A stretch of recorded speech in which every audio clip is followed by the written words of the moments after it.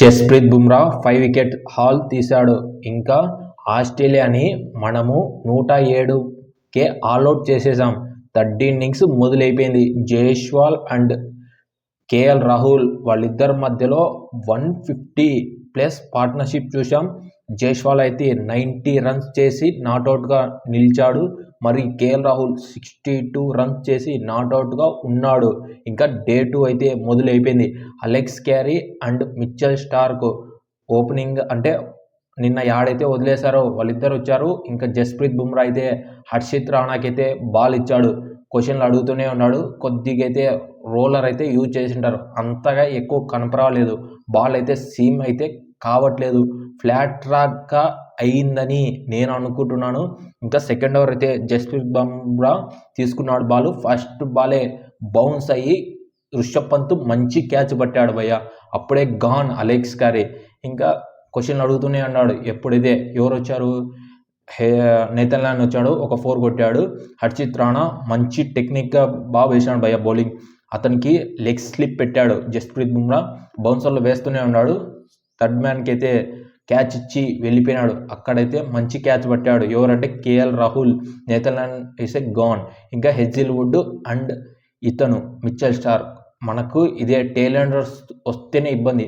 వికెట్లు ఎప్పుడు పడతాయిరా బాబు అని అనిపించింది ఒక్క మూమెంట్లో. వీళ్ళు చిన్నగా అంటే రన్స్ లూజ్ బాల్ దొరికితే సింగిల్ తీసుకోవడం, అపకలిపోవడం.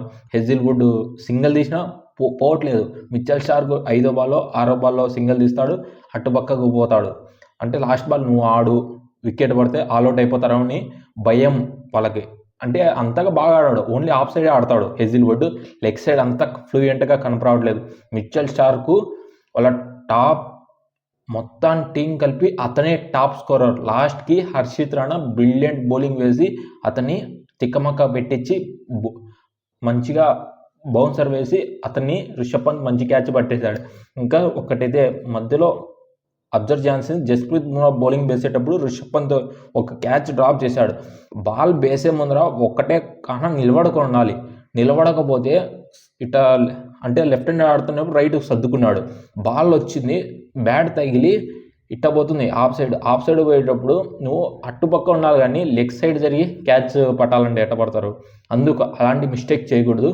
మొత్తానికైతే మనము 37 రన్స్ ఇచ్చాం. 107కు వాళ్ళు ఆల్అవుట్. ఇంకా ఎప్పుడైతే థర్డ్ ఇన్నింగ్స్ మొదలైపోయిందో Jaiswal and KL Rahul super innings భయ్య. వాళ్ళిద్దరు ఎంత నీట్గా క్లాస్గా ఒక పద్ధతిగా కొట్టారు.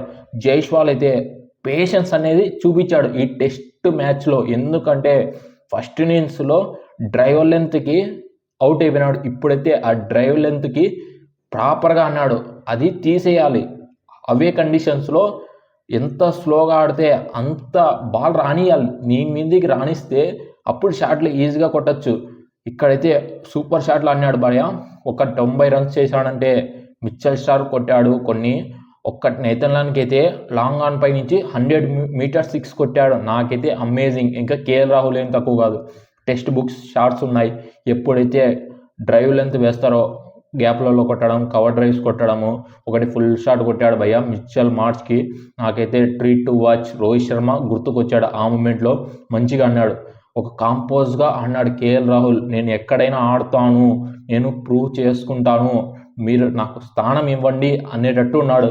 ఒక మంచి ఇన్నింగ్స్. వాళ్ళిద్దరి మధ్యలో 100+ పార్ట్నర్షిప్ వచ్చింది కదా.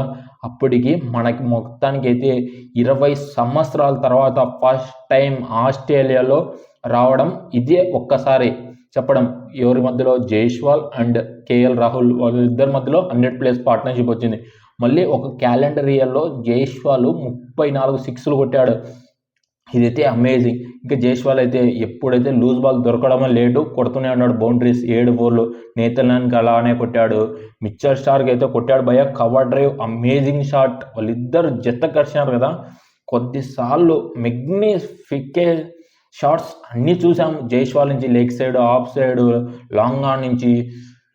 వాళ్ళ దిక్కు స్మిత్ తప్ప, కీపర్ తప్ప మిగతా వాళ్ళందరూ వేశారు భయ్య బౌలర్స్. ఎవరు వేసినా ఉత్తికి ఆరేశారు. ముఖ్యంగా వాళ్ళకైతే టైర్డ్స్ అయిపోయినాయి. బాడీ లాంగ్వేజ్ ఏదో మ్యాచ్ ఓడిపోయినాంలే అనేటట్టు ఉండారు వాళ్ళు. ఎవరు కమిన్స్ వేశాడు, స్టార్క్ వేశాడు, హెజిల్వుడ్ వేశాడు, లబుషేన్ వేశాడు, ఇంకా ట్రావిస్ హెడ్, మిచెల్ మార్ట్స్ 7 మందిని యూజ్ చేశాడు. నో వికెట్ అంటే చూడండి ఎలా దారుణంగా పర్ఫార్మెన్స్ ఇచ్చారో. మీరు పెద్దగా చెప్తారు ఆస్ట్రేలియా గ్రేట్ టీమ్ అని, ఇప్పుడు చూసారు కదా. మీరు ఫ్లాట్ ట్రాక్ చేసుకున్న మన వాళ్ళు way of performance brilliant. KL Rahul and Jaiswal వాళ్ళిద్దరి మధ్యలో మంచిగా అన్నారు భయ్య. నాకైతే చాలా ఆనందంగా ఉంది. ఈ మ్యాచ్లో డెఫినెట్గా ఇండియానే గెలుస్తుంది. డే 3లో అయితే ఇంకా ఫ్లాట్ ట్రాక్ అవుతుంది అని అనుకుంటున్నాను. ఇంకా ఇలా ఉంటే వాళ్ళు అవుట్ కూడా చేసుకోలేరు, మన ఆల్అౌట్ కూడా చేయలేరని నేను అనుకుంటున్నాను. మరి ముఖ్యంగా డే 3 మొత్తం ఆడితే మినిమం 400+ లీడ్ వస్తుంది. ఇప్పుడే 216 వచ్చినట్టుంది.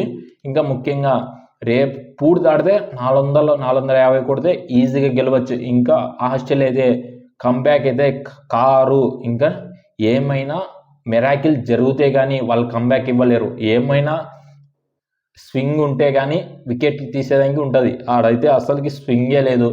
ఏమున్నా క్రాక్స్ ఓపెన్ అయితే డే 3లో, డే 4లో చాలా ఇబ్బంది అవుతారు. డే 4 పిచ్చులు అయితే ఇంకా బౌలర్స్ ఎంజాయ్ చేస్తారు. బ్యాటర్స్ నేనైతే బ్యాటింగ్ చేయలేను, నేను పోయి డగ్అవుట్లో కూర్చోవాలని అనుకుంటారు. నేనైతే ఈ మ్యాచ్ అయితే 1-sidedగా జరుగుతుంది. ఎందుకంటే ఇండియానే full domination. Day 1 India domination, Jasprit Bumrah. Day 2 Jaiswal and KL Rahul. ఇంకా డే 3లో ఏం జరుగుతుందో దానికోసం లీగల్గా వెయిట్ చేస్తున్నా. ఇండియా అయితే ఓడిపోదు, ఏమైనా ఇంపాసిబుల్ ఏమైనా జరిగితే కానీ చెప్పలేం. ఇంకా ఆస్ట్రేలియా అయితే ఆల్మోస్ట్ 99% ఓడిపోయినట్టే. ఇండియా డెఫినెట్గా గెలుస్తుందని నేను అనుకుంటున్నాను. మీకు ఎవరి పర్ఫార్మెన్స్ నచ్చిందో కామెంట్ బాక్స్లో కామెంట్ చేస్తే నాకు తెలుస్తుంది. లైక్ అండ్ సబ్స్క్రైబ్ చేయండి. ఈ వీడియో చాలామందికి చేరుతుంది. Thank you.